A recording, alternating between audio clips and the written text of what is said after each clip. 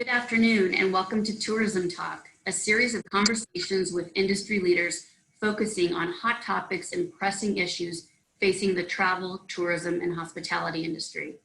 I'm Kim Sabo, President and CEO of the Arizona Lodging and Tourism Association, and I thank you all so much for joining us today. We have a stellar panel of industry experts who have joined us today to discuss the significance of tourism promotion.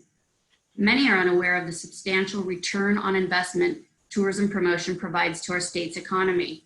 And with the unprecedented challenges we're facing in the midst of COVID-19, the importance of investing and investing wisely will be more critical than ever before as we look to recover. Our first panelist is an industry icon and our sector's leading national advocate. His efforts have elevated the travel industry to new heights. He and his team have been at the tip of the spear with an extraordinarily steady hand, advocating for public policy and relief assistance that our industry needs now more than ever before. Please join me in welcoming President and CEO of U.S. Travel, Roger Dow. Roger, thank you for joining us. Kim, it's great to be with you and all my friends in Arizona. Thank you so much. Our next panelist has done an extraordinary job of elevating Arizona's travel and tourism industry on the national and global stage for over 2 decades. Most recently, she helped this sector navigate these challenging times as a member of Governor Ducey's senior team. Please join me in welcoming Executive Director of the Arizona Office of Tourism, Debbie Johnson. Debbie, thanks for joining us today. Thanks, Kim. It's great to see everybody. Also joining us today is another industry icon. We've got a lot of icons today. Exciting panel. An industry icon who has worked in the destination marketing industry for over 40 years. He's led the state's largest destination marketing organization since 2002 and has played a key role in securing numerous mega events for Arizona, including Super Bowls 2008, 2015, and the upcoming Super Bowl 2023, which we're very excited about. Please join me in welcoming President and CEO of Visit Phoenix, Steve Moore. Steve, thank you for joining. Thank you, Kim, and welcome back to Arizona, Roger. Good to be here. Thank you. Love it. And our final panelist is one of Arizona's preeminent economic minds, providing economic analysis and data-driven advice to policymakers at the state capitol and at every level of government throughout Arizona. We're blessed to have with us today President and CEO of Rounds Consulting Group, Jim Rounds. Jim is a leader who keenly understands the ROI generated from this industry, which is truly the lifeblood of our great state. Jim, thank you so much for joining us as well. It's great to be here. Thank you. Thank you. And then last but certainly not least, we're blessed to have one of Arizona's foremost business policy minds and advocates as today's moderator. Jaime Molera, partner in public affairs firm Molera Alvarez, brings a wealth of experience and achievements on both the state and national levels in the fields of government affairs, business, and education. He has earned a national reputation as a trusted, results-oriented leader and a major force for civic and social progress. He also happens to be this industry's lead advocate. Please join me in welcoming today's moderator, Jaime Molera. Thank you so much, Jaime. Thank you, Kim. It's an honor to be here, but I'm a little disappointed that I'm not an icon too. Oh, did I fail to mention that? Jaime Molera, an icon in Arizona. And then Okay. All right, now we can get started. Okay, now, so without further ado, I'm going to pass the baton to our iconic moderator, Jaime Molera. I'm going to cede the floor to you, Jaime, so take it away with this amazing group of panelists. Thank you. And we really do have an amazing group of panelists. And to kick it off, I thought it'd be helpful if we just set the stage of what's going on. And if you don't mind, I'll just go around fairly quickly. Roger, I'll start with you. If you can just give us kind of what you think that, well, you give us your perspective on what you think is happening right now. And then I'll go to Debbie, Steve, and then I'll finish up with Jim. Well, certainly. Thanks, Jaime. And what I'm going to say is no surprise to any of you because you're so close to this industry. And, you know, travel and tourism is such a major part of everything that goes on in Arizona. But our industry is the hardest hit industry of any in America. We're going to lose 45% of our revenue this year, 1.2 trillion, that's with a T, dollars. This is 10 times worse than September 11th. September 11th was 3 horrible incidents, but we knew where they were specific, and this is just so uncertain and it keeps changing on us. But the worst part is the unemployed. We have 8 million of our colleagues out of work. That's 51% of all workers in our industry are out of work. To put that in perspective, the Great Depression was 25% and we're at 50%. So we're twice, 2x the Great Depression. 37% of all hotels have less and far less than half their employees, and 36% of all the hotels have 0. So we've been as an industry without customers and without revenue for 5 months. So the perspective is bad and we've got to figure out a way out of this soon. Thank you. Debbie, if you don't mind talking about what you've seen from the statewide perspective. Absolutely. Thanks, Jaime. You know, I think we can talk about the 2019 numbers, which we're able to celebrate for about a split second. And it was our 4th record year. We had 46 million visitors. I mean, just record numbers all across the board. The one that I love the most and I talk about all the time is we had over $1 billion in tax revenue go to the state's general fund from the tourism industry. And that's a lot of money. It's almost 10% of the state's budget, and it pays for a lot of things that our residents depend on. So I always look at that and the employment as a key factor to tourism. I think for 2020, where we sit right now, as Roger mentioned, half of our jobs, and that's been our focus, is really helping to get people employed. I think Steve will tell you, we've lost so many events and conferences, there's just too many to even name. But knowing how many hotels and resorts in Arizona depend on that type of business, it's going to be crucial to come back as well. Jim will tell you, I'm not going to give away his number that he's predicted for a loss of visitor spending in Arizona, but it's a huge number and it's going to impact all of us. You know, we've seen in April, we saw that occupancy was down 66%. It continues to be down 27% in July statewide. And so, you know, those are really important. As we talk about recovery, we're not looking for domestic recovery until 22. And we just heard this morning on a call from Roger and team that it's going to be 2025 until we see some international kind of demand return to where it was in 2019. So from our standpoint, we're looking at recovery, what we can do, how we can encourage people to travel through and to Arizona safely. We're trying to give people options at whatever comfort level they have. So we'll talk a little bit more about that. You know, some are very comfortable, some are not at all comfortable, and we're trying to give all the options. So we just look forward to all the opportunities of working together in the next, several months. Thank you. Steve Moore, if you don't mind, I'll turn it over to you. Thank you, Jaime. What we've seen is obviously very similar to what we've seen around the country. We're just a micro set of that. We had, in 2019, our metro revenue, RevPARs, ADRs, we're all setting records here. I think what we need to really realize is when we talk about the investment is that we're really seeing 68,000 hotel rooms that are great in demand of group and both leisure. But what's important is that we're only one of a handful. We're only one of a handful of destinations that have a strong resort collection as well as a large convention center. So we've seen almost 200,000 delegates cancel in this year for the year. And in the first quarter, we're starting to see them cancel as well. So we're looking at best, probably the second quarter, when we might see some face-to-face groups come back into play. Until then, we're all pivoting to hybrid events as well as some myriad omni-channels that we're having to collect for groups to do their things virtually. But one of the things that we need to realize is in this destination, Roger, I know this will be pretty surprising. In the last 5 years, we've seen $4.2 billion of acquisition and renovation in our hotel product since 2015. Since 2015, we've seen 70 hotels open here. And that $4.2 billion does not include new construction such as the Ritz that's going up on Lincoln, nor the Hyatt Place downtown or the AC downtown. So there's this incredible investment that is in place, and expectations are very high in this valley. So I know that when we all look at what we're doing, we'll be able to discuss this later in the conversation, but we've all made the pivot and we're all doing things totally different And we'll get into this in the conversations in the next few minutes. Thank you.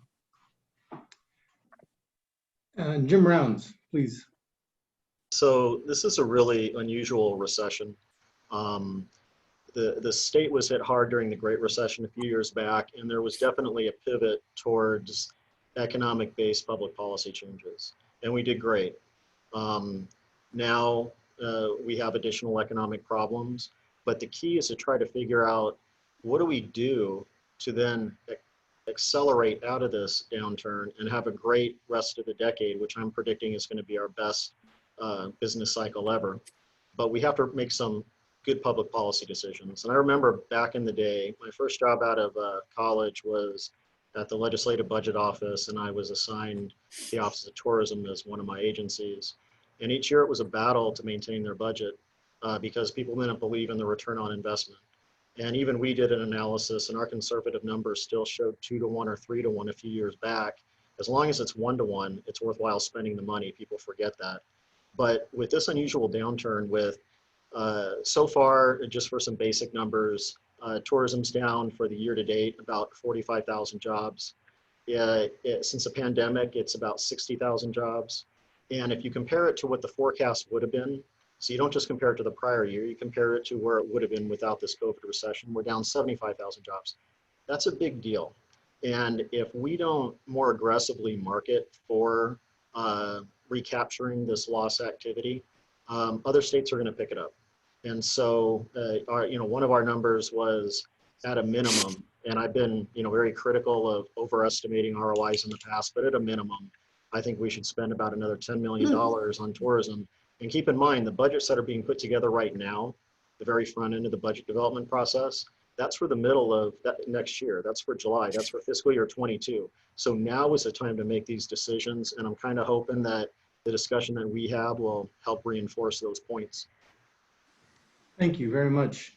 So I think that was a great big picture of where we're at right now. And I want to start off my first question with you, Roger. And if you don't mind talking a little bit about, from your perspective, and it could be on a national basis, what you think we should be doing right now. And if you believe there are states or even countries for that matter, you think are getting it right as far as how they're able to somewhat maintain their tourism industry, but also preparing themselves for the rebound, as Jim talks about. How do we position ourselves from a good policy perspective to get us to that quickly to that road to recovery? Yeah, I think there's several things we need to do, both on the legislative front and on the promotional front, and we've got to do both. From the legislative front, there's multiple things we're working on. One is especially important for the DMOs is when the PPP was put together, the Payroll Protection Program, 501c6s were cut out. It was basically one politician said, I don't want to give money to lobbying firms, which we're a lobbying firm at U.S. Travel. So in that process, that broad brush cut out the DMOs, it cut out museums, it cut out Broadway. Major mistake. So we've got to get the DMOs back in the PPP program, and we're scheduled to do that if we can ever get Congress to agree on something in the coming weeks, but it's in the next bill. The next thing we're working on from legislation point is to try and freeze the per diem. Per diem is set for government travel based on what happened during a year. So we can't afford to have per diem set based on what's going on right now. So we're trying to get per diem set and locked in for the next 2 years. Another big thing we've got to do on the legislative standpoint is liability protection.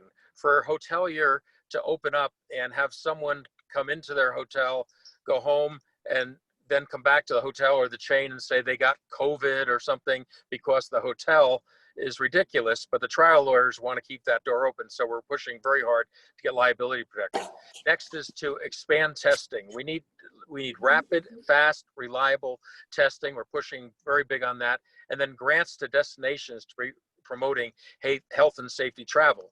So that's one aspect of it. The second aspect is we've got to begin promoting our way to recovery at the right time. And that's an important thing to watch. What is the right time? One of the things that concerns me is I took a look at 50 states and the Washington, D.C., and 31 states have no quarantine requirements from people traveling from other states. The bad news is 20 states have requirements for 14-day quarantine from people from anywhere from 4 to 45 states. If you're in Massachusetts and you want to come from outside Massachusetts, 45 states they're saying can't come to Massachusetts unless they quarantine themselves. And that's shooting themselves in the foot. I mean, fall foliage and the time when people are going to travel. So we've got to get states to get some common sense and not just blanket quarantine people. And we're looking for 13 billion for the airports. The other thing we're doing, Jaime, is pushing for an industry-wide campaign that's going to launch September the 8th. It's for when people are ready to start planning, to start booking. And we want to be sure we're not tone deaf. And when we say that, because it varies around the country, but to get people planning and thinking about what they're missing. And I can get into that later if you'd like, because I want to give everyone else more time, but I've got a video I'll share with you at the right time during your program of what this looks like. Thank you, Jim. So Debbie, from your perspective, I know you've been trying to come up with those, as Jim mentioned, common sense solutions. And I know there's been a lot of angst over some of the things like the closing of the gymnasiums, for instance. I mean, how are you trying to, and the governor's administration, trying to deal with that and protect the industry, but also prepare us for that road to recovery? Yeah, I think that's a great question. And that's obviously the biggest challenge that I think anyone has seen, any state, obviously, including Arizona. But from our standpoint, part of our program for tourism was educating the governor's office and DHS about what tourism means, what it brings, how we might be different than, you know, a regular water park or a regular, you know, liquor license, some of those different things, and event-wise, things like that. So it was really a little bit of an education piece, really about protecting, you know, first and foremost, it's the safety of our employees and visitors. And there is not one property or restaurant or anyone in the industry who I've talked to who that's not really their number one concern. So it's really about making sure that people understand how our industry operates. It's providing information to our members. Kim and her team have done a great job from AZLT about sharing out the information, about making sure that we've all gotten feedback from people who are boots on the ground. You know, Kim and I both operate an organization, but these people are working in restaurants and working at hotels. So we've all wanted to hear from them and what we can do. But, you know, from our standpoint, it's really making sure that people stay employed. We have relaunched our Rediscover Arizona campaign. So we had a marketing campaign that we started. We then put it on pause when the governor kind of went back to stay home, stay safe. We've now relaunched that on Monday. And it's really about kind of what I mentioned earlier. It's about getting out and exploring Arizona safely at whatever your comfort level is. If you're comfortable going on a staycation, that's fantastic. As Steve said, we have some of the best resorts in the world, in my opinion, here in Arizona to go enjoy a staycation. But if you are still really fearful and don't want to get out, we've got some great places you can go camp in the middle of nowhere. But we need to let people know. And right now our campaign is solely focused on in-state. In the early fall, we're hoping to go to a regional drive market and then expand out from there as it's safe to do so. And I think that's been the biggest conversation, Jaime, is everything has to be safe to do so. So thank you. And Steve Moore, again, who's the president and CEO of Visit Phoenix. Steve, you're really on the front lines. And when it was talked about how we've lost about 50% of our workforce, you're seeing it probably on a daily basis. So from your perspective, being on the front lines, working with these different tourism, hoteliers, restaurants, all the things that make up for a strong tourism industry, what are some of the things that you would recommend as both at a local level, but what you should be thinking about nationally and from a state perspective? Well, one of the things that we focused on, and that is the fact that 86% of our meeting planners were still employed and still booking future dates. And that went on since the pandemic began until about the end of July. So what we were able to do with the hotel community and the convention center, we were able to book at the close of the fiscal year 575,000 future delegates in resorts and the convention center into future year dates here. Now, that was a record year for us, even when you deduct the number of convention delegates that we rebooked that had canceled, right?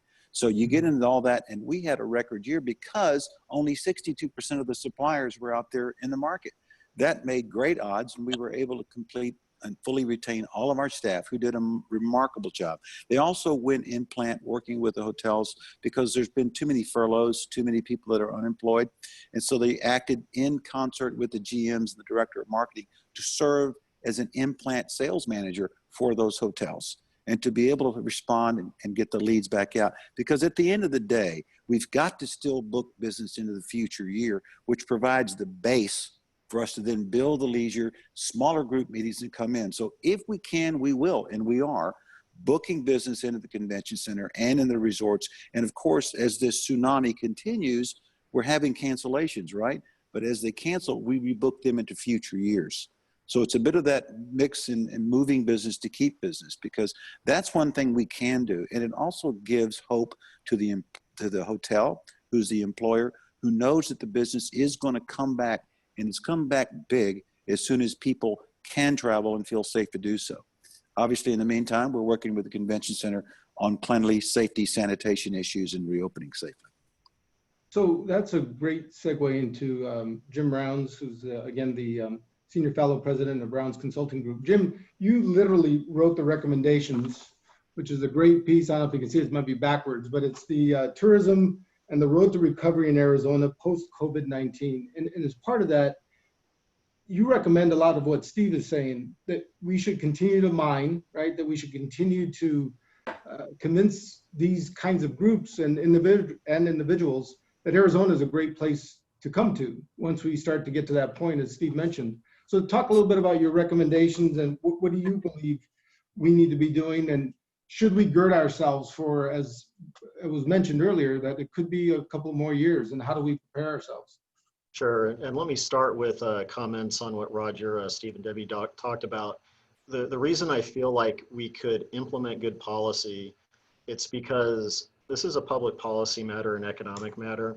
And I've worked on a number of these in the past, hundreds. And literally, there's been meetings where the bullet point that somebody voted on was, we're going to do a better job on something. Just generically, that doesn't really help. The stuff Roger talked about, hyper specific. Steve, same thing. And one thing that I wanted to compliment Debbie on is, after we were just brainstorming on the numbers, because this is an industry where you can analyze it and make good decisions. There's good data.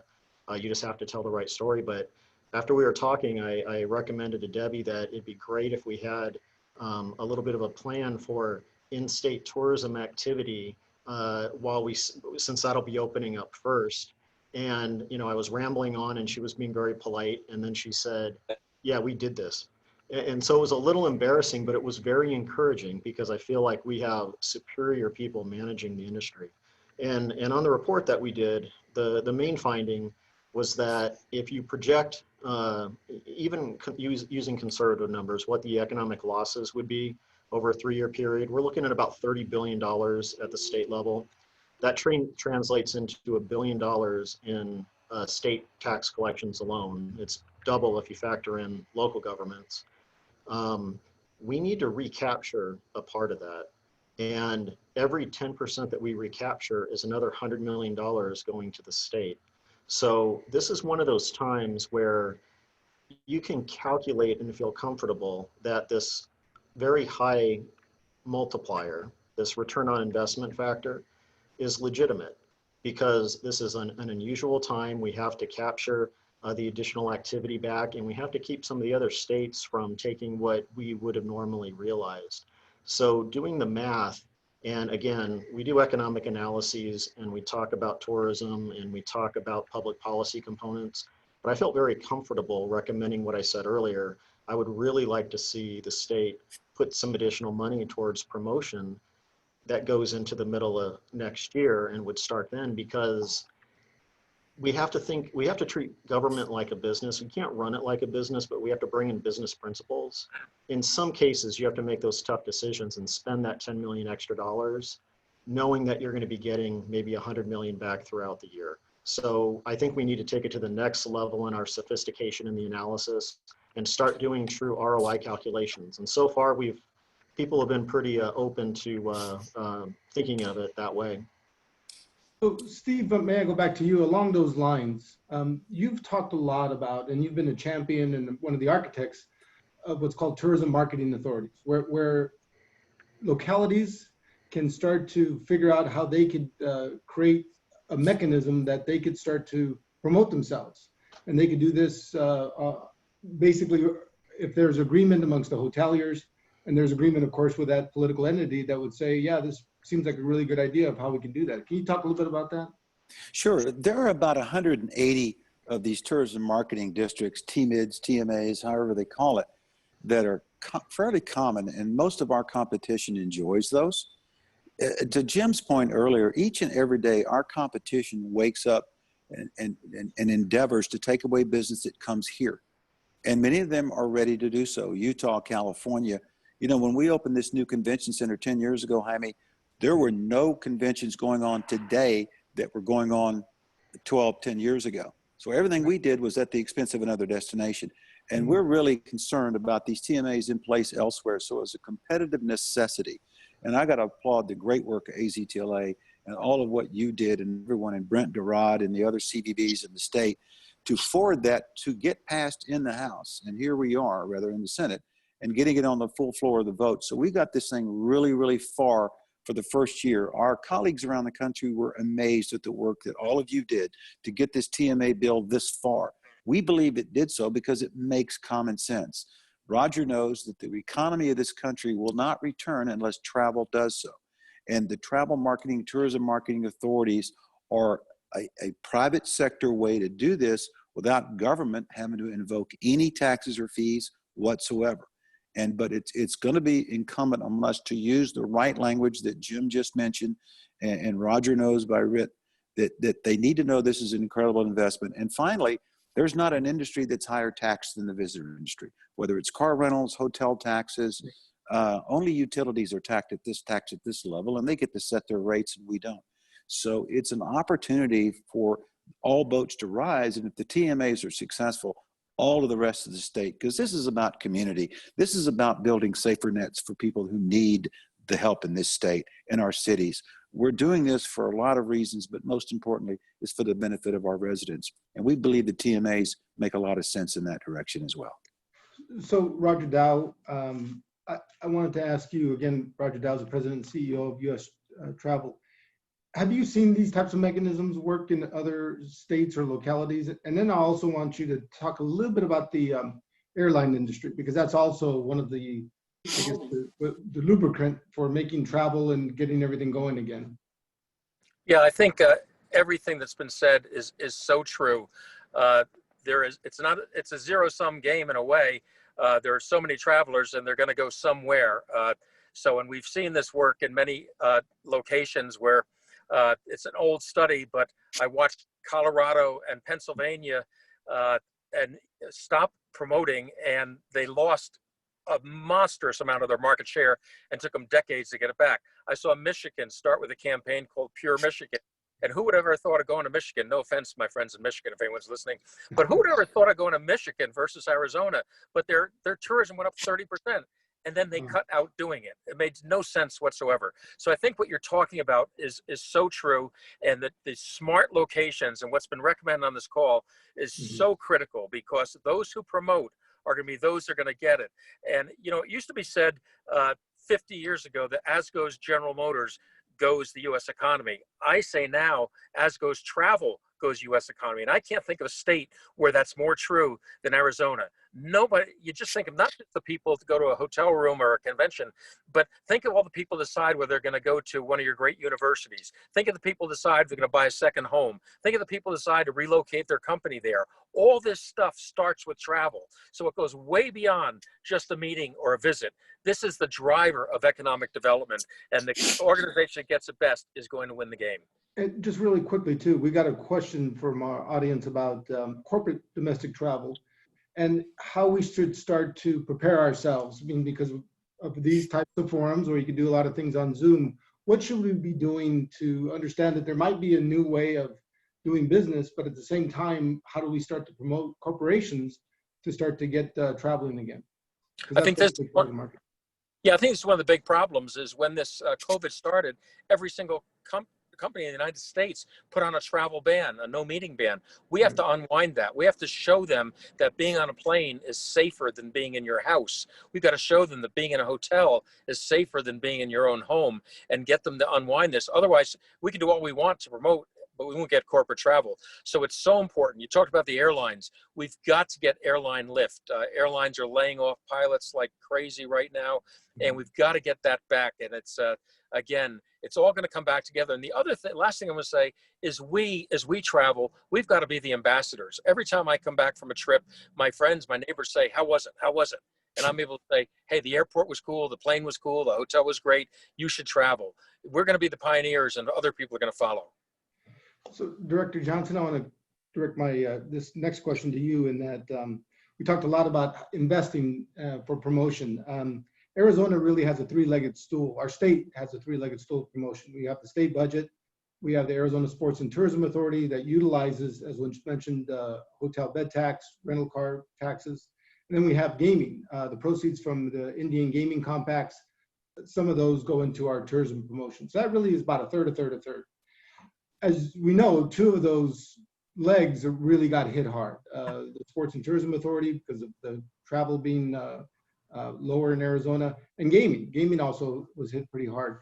How do we start to make the case to policymakers that, as Jim mentioned, we need to augment the state budget to make up for that, and that we shouldn't regress, and that it would be even more costly if we were to not do that? Yeah, I think that's a great question, Jaime. And what people don't realize, so our general fund budget, I'm going to knock on wood here because you never know, but Right here, knock on wood. thank you. We'll stay the same hopefully this year. But the other two sources, the 302, which is a little over $9 million a year, AOT gets 10% of that. The rest of it goes to my friend like Steve Moore in Maricopa County, those DMOs that depend on this money. And that money is going to be cut in half this year is what the projected estimate is. So that's down significantly. And then you've got the gaming funds, which tourism gets 8% of what the state gets. And that's again about 6.5 to 7 million a year, just depending. But as those casinos are closed and everything else, it's obviously a big loss for tourism. So just for AOT, not counting the loss that the CVBs are going to see, we're going to see probably a $4 million budget cut this year, just in this current fiscal year. Next fiscal year, we're already looking, I already had to do my budget presentation, and we're looking at about a $2 million loss just because of primarily the 302 and the 202 funds. But so what we've done, I used my budget presentation. I just want to be clear with everyone. I used my budget presentation to kind of argue what Jim has talked about. And we are going to fight for $10 million in CARES Act money. And that would help us immediately. We are seeing other states be successful with it. You know, some of our competitors, Utah has gotten a significant amount of money. Montana has gotten a significant amount of money just in our competitive set, let alone some other states that have received money, and a lot of others are applying for it. So we're going to use that for tourism marketing and talk about those programs of work that we can do to make a difference. And one of the pieces in that, and I think Steve knows this already, it's something that AOT has never done before, but we want to work with our partners to bring back the business and corporate travel, because it's so important in Arizona. A resort like a Westin Kierland, let's say, for example, up to 70% of their business is corporate and group meetings. That's critical. They need this business. And so as Roger said, we'll work with our partners, but AOT wants to put some money behind that to help really support our local CVBs and their efforts. So Jim, along those lines, you know, Arizona is lucky in many, many ways, but we're fortunate, I should say, that we have some fairly significant events, mega events, as we call them, that are going to be coming down the line. We have a Super Bowl that's slated to come here in 2023. We have another Final Four that's supposed to be here the following year in 2024. The timing seems to be pretty good because hopefully, as we get past this and we figure out ways to treat COVID, and then hopefully to have develop vaccinations against it, we should be in a good position. But again, doesn't it go back to your point that if we stop or we lower or we take our foot off the gas of tourism promotion, that could have devastating effects to those mega events that we're going to see down the line. And we also have, a little birdie has told me that State Farm Stadium has some pretty significant events that holds, as to Steve pointed out, that people are still continuing to book events here in Arizona. But if we take our foot off the gas, that could be fairly significant. You hit on something that isn't discussed enough, but might be one of the most important components of the tourism efforts, and that's the connection with economic development. And it really is an economic development effort. Tourism for years had to partner with other economic development people, politicians, and others. When a Super Bowl comes to town, it's a great time to do business recruitment. Well, you spend a little bit of money getting that Super Bowl and in supporting the Office of Tourism and the industry as a whole, you land 150 person high wage business, you just paid for a third of their general fund money. Now, do you think that of all the efforts that we've had with the great leadership of Governor Ducey at the legislature and then the team, the tourism team, that we could at least get, multiple business locations by really promoting the state? Absolutely. And those never get dumped into the benefits that we, apply to, tourism, but they're directly related. And so, yes, we want to maximize our opportunities from those events. We want to make sure that the Super Bowl has as big of an economic impact as possible.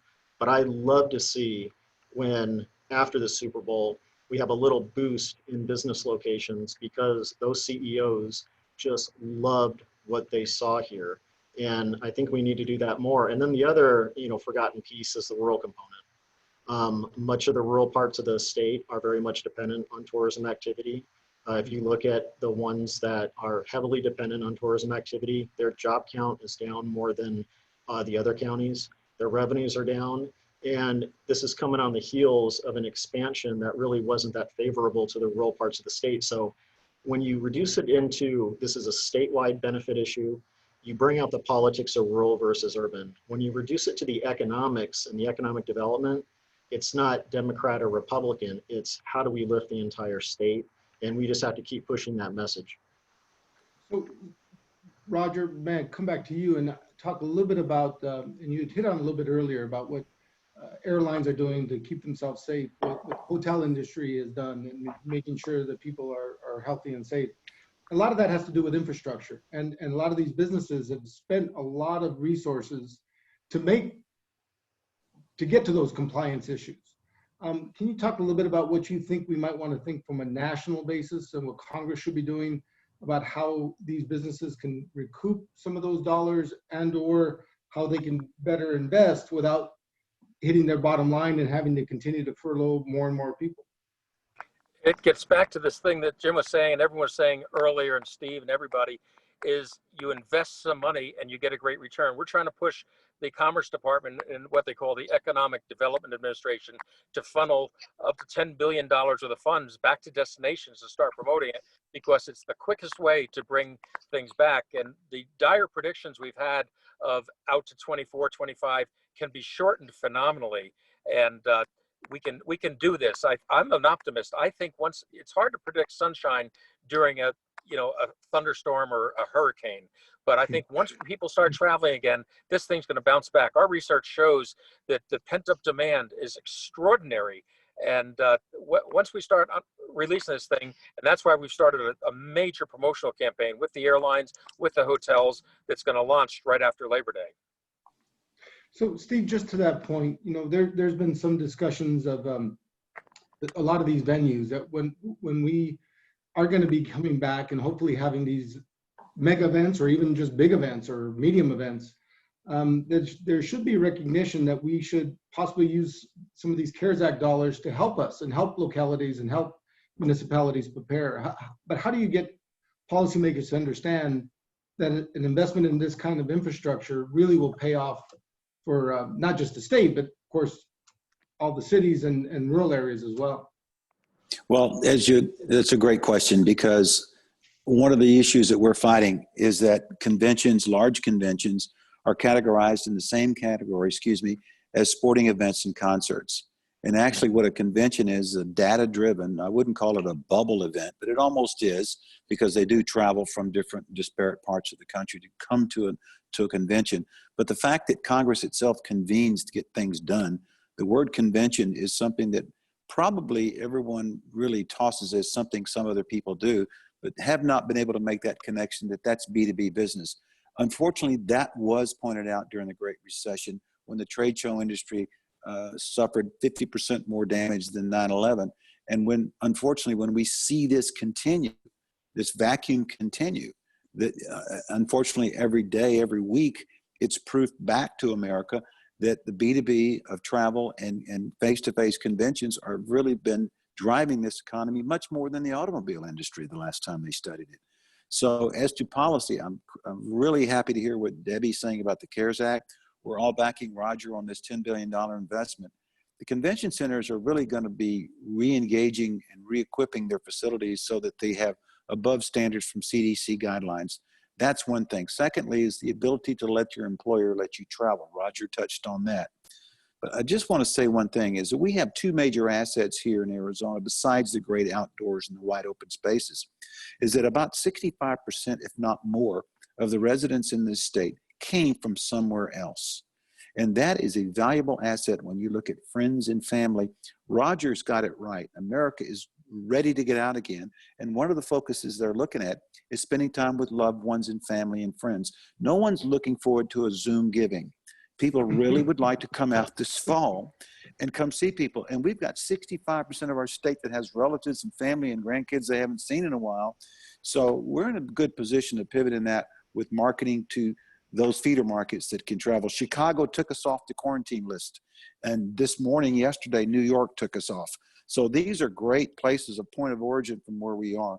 But I know that it's going to take more than just the visitor industry. You know, our friends at the Commerce in Washington, D.C., the Chamber of Commerce, and we have a huge asset here on the ground with Glenn Hammer. And having that dialogue, because the more people lose business, the more business people are going to understand that this is face-to-face is what's driving their bottom line. And we always hate to prove that every 10 years, but unfortunately, we're building the case today. Right. So I want to get into an area we haven't touched on yet, but we talk a lot about investments and what we need to do to prepare.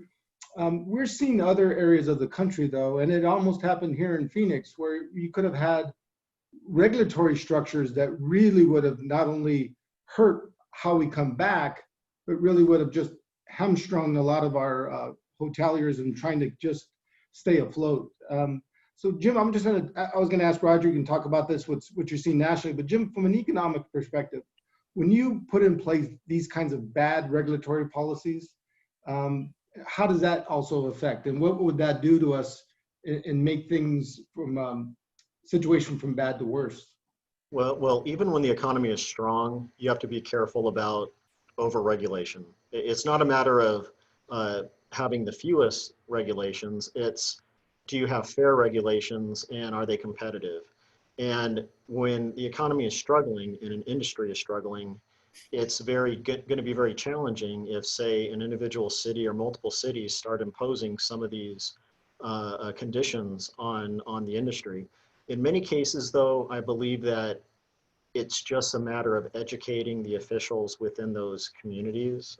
It seems like this is coming up more on the local side rather than the state side, but we just have to we have to be diligent and explain to them the economic impacts. And again, when we can take the emotion and politics out of it and say, I'm sorry, 2 + 2 = 4, not 5. I know your political dogma says it should equal 5, but it doesn't. If we can take the politics out, I think it'll work. And it does concern me, because if we're already tripping up on some of these things related to tourism, it makes me wonder how many other industries that we might trip up on. And to get us back on track, and again, top 5 state in terms of job growth and population growth and income growth getting into this recession, and we're going to be top 5, we're top 3 for job growth right now. But if we don't do all of these things well, it's not just about tourism, it's about economic development and everything, but people have to do each of the pieces well to really have the community excel. And we have to commit to being more aggressive than we were in the past.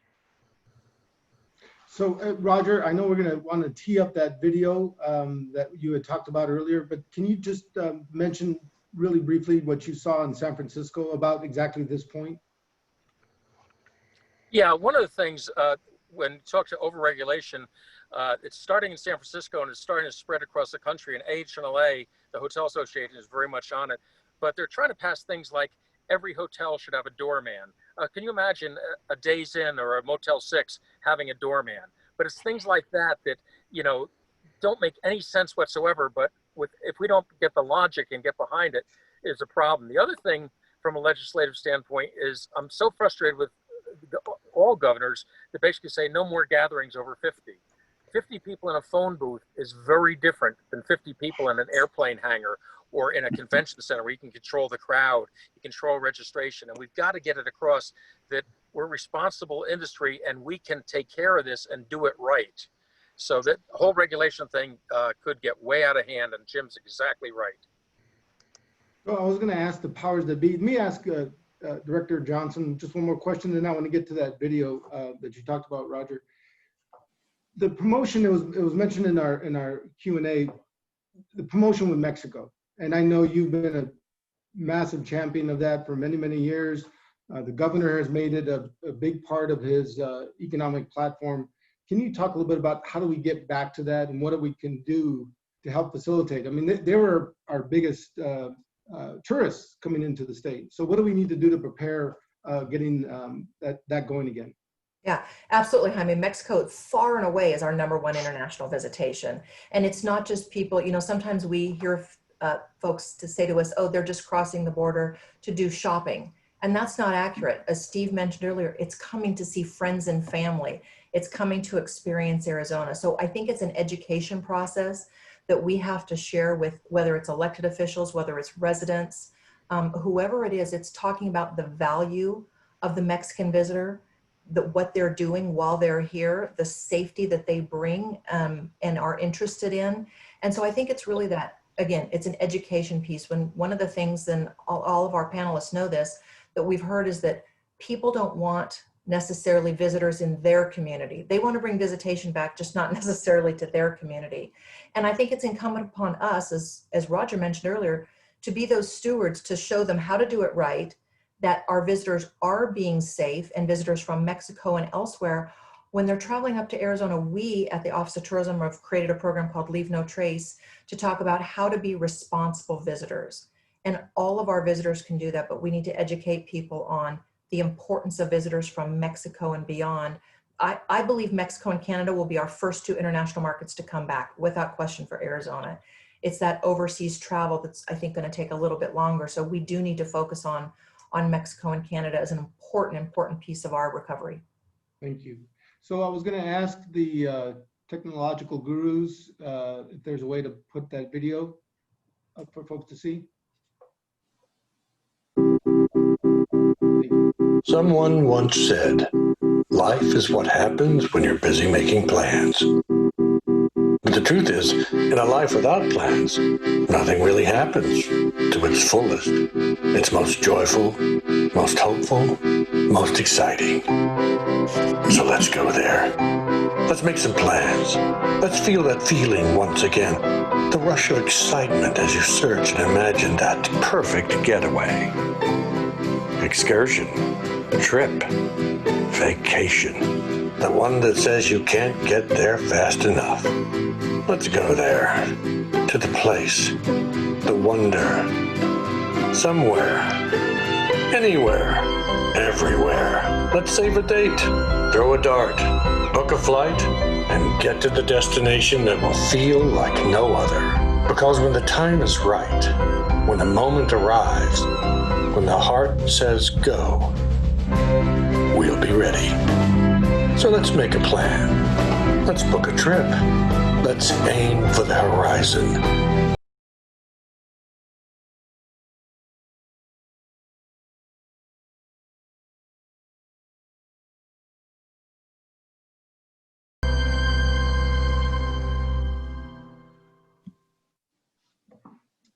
Roger, that's outstanding. Where are you going to be using that?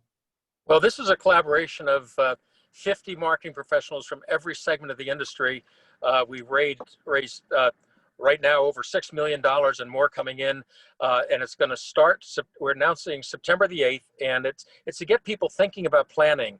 And the nice thing about it is there's a whole toolkit that's customizable. So, you know, Debbie can take it for Arizona, Steve can take it for Phoenix, and plan to come to Phoenix, plan to come to Arizona. It's going to kick off, as I say, September 8th with a lot of earned media, PR. A lot of owned media. We're in a better place than we were after September 11th with all our frequency programs, all the databases we have. We're going to be on Monday Night Football, the first couple of games of Monday Night Football, and really getting people planning. And you notice there's a line at the end that says, when you're ready, will be ready. And I think that's so important because some people are raring to go, and there's other people that want to see those people go, and then they'll follow. So as we start to wrap this up, I would like to ask each of you to give me a minute or so of your thoughts. If this is going to happen, all these great ideas and the discussion about how do we deal with infrastructure, how do we keep bad regulatory policies from happening, how do we make sure you have the resources to promote Arizona? I think a lot of the folks watching today need to know, how do they advocate, right? It really just cannot be just a few folks in a Zoom call or attending a Zoom giving, as Steve mentioned. Steve, I'll start with you. What should individuals in the tourism industry be doing, and how do we start to advocate for these policies that we're going to need? Total active engagement. You know, back in the days when we got the convention center expansion funded and when we got the return of Prop 302 completely, when it had been captured half of it, we had over 5,000 visitor industry advocates that were signed on back then that would pound the legislature with calls and emails, pretty much demanding that the industry get back on its feet with the assistance that it deserves. That kind of passion is in this state. It exists. And I know that we wouldn't have gotten this far, again, with the TMA and the other things that we've done if it wasn't a great working machine. Arizona has got its act together. Its employees are very passionate, and they're all here because they could live anywhere else, but they chose to live here. And that kind of passion needs to be corralled through AZTLA and through all of the organizations that work together, through the chambers and everyone else, to use your time to advocate. Roger Dow's office sends us 2 to 3 messages a day, and our membership of over 1,000 to Visit Phoenix get it. And these are the rallies and cries that we need to all answer now. It's just a touch away. And right now, as Congress sits on this next act, it's really important that they contact them today. You really are going to make a difference. Debbie talked about it when she talks to the employees. That's who we really work for. So Jim Rounds with Rounds Consulting, you do a lot of economic modeling, but you also engage in a lot of policy issues. How do you take that good data that you've been able to put together and affect quality policies? And what can we do to help advance your work? Well, we have to, again, monetize these issues when we can. We have to have the right story. And Roger, great video. It not only made me hungry, but it made me want to go up north and get out of the heat. So that minute and a half was well spent. But like other public policy projects, and tourism is one that can take advantage of it, is since it is foundational to the Arizona economy, it's a base sector. It brings in money that circulates and creates additional jobs. It's important to rural Arizona. It's important to individual cities. We need to get more advocates that aren't necessarily just directly tied to the tourism industry, but also some of the economic development entities. And some of them are, but not all. There's great leadership at the League of Arizona Cities and Towns.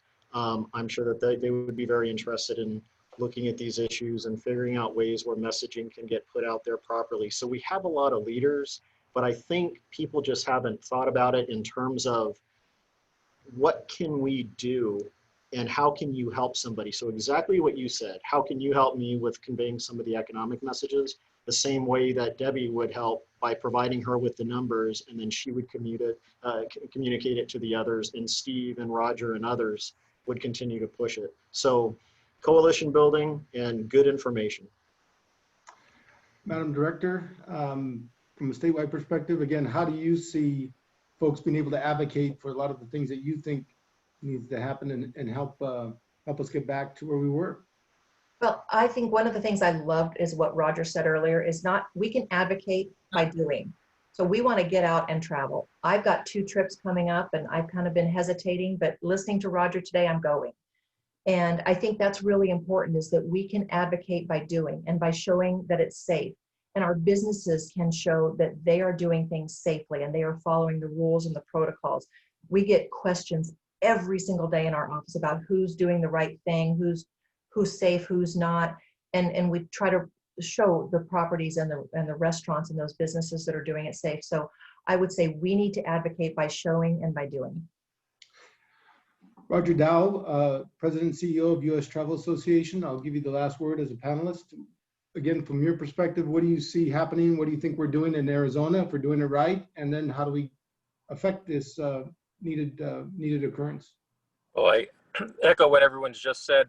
My first canceled trip, it was Sunday, it was in April, and I sent a note to our colleagues here and to Steve Ravetri with the San Francisco Giants and said, something's going on here. I won't be at spring training. And it's something I always look forward to in Arizona. And never did I think what was going to happen. I think what we have to do is we've got to personalize it. I speak in Washington about billions, trillions, gazillions. It doesn't make any difference. When you talk about the small businessman who's had a woman has to shut their shop, the tour operator that's going out of business, bring it down to the personal level. Tell stories and tell them how much these people are going to get hurt or be helped. And they'll listen to you because you're your neighbors, that you live with them. They don't want to listen to me. They want to listen to you.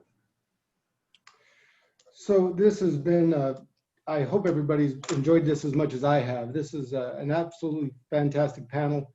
On behalf of Kimberly Sabo, the president and CEO of the Arizona Lodging and Tourism Association, and all her great team for putting this together, and also for all of you watching, I think that we do have a good opportunity in Arizona to not just come back, but come back and make sure that the quality of life that we enjoy here is going to be not just sustained, but we're going to allow a lot more people to partake in that. So thank you all. Have a great afternoon. Please stay safe and healthy.